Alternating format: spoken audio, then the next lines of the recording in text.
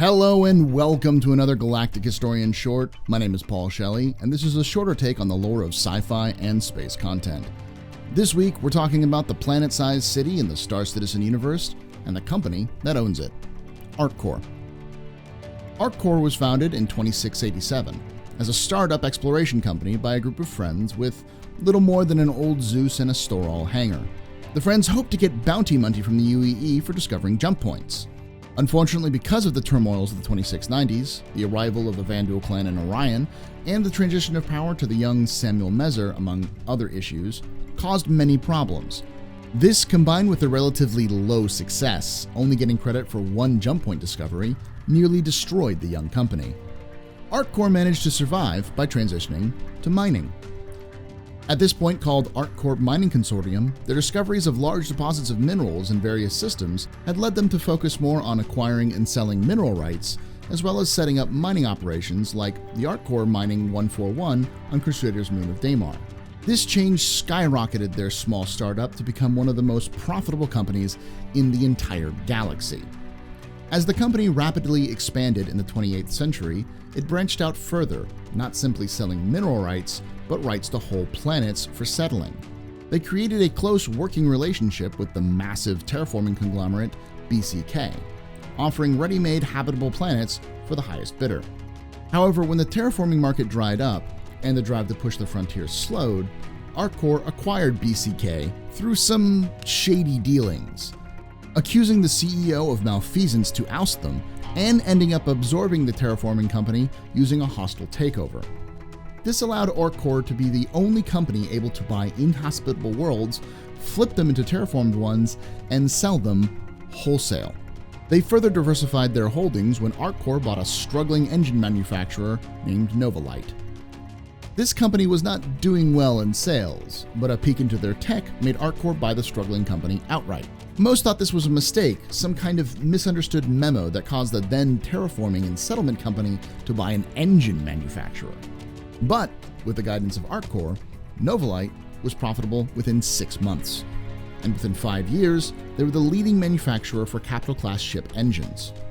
Today, they are the standard fusion engines on the market, with every manufacturer chasing ArcCorp's lead. It was this industry that pushed ArcCorp to the front of the line when the Stanton system was being sold off. For years, ArcCorp was getting into trouble because of the deadly working conditions in their fusion engine factories and a need for more and more space to build these engines to keep up with demand. ArcCorp had actually lobbied the government to allow the sale of a planet to them in order to keep up production and without exposing other planets to the harmful side effects of these engines.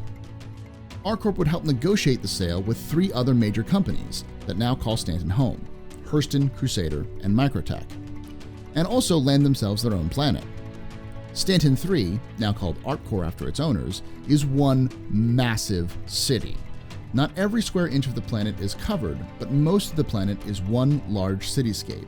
However, outside ArcCorp Tower and the equator, most of the city is actually owned by smaller companies. ArcCorp made a point to sell the land it didn't need to smaller up-and-coming companies similar to its own roots as a small startup.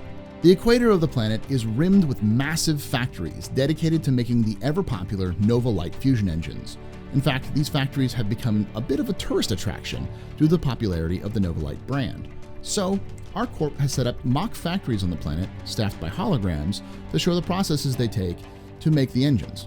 In fact, they can't show the real working factories because the conditions in these factories are super deadly.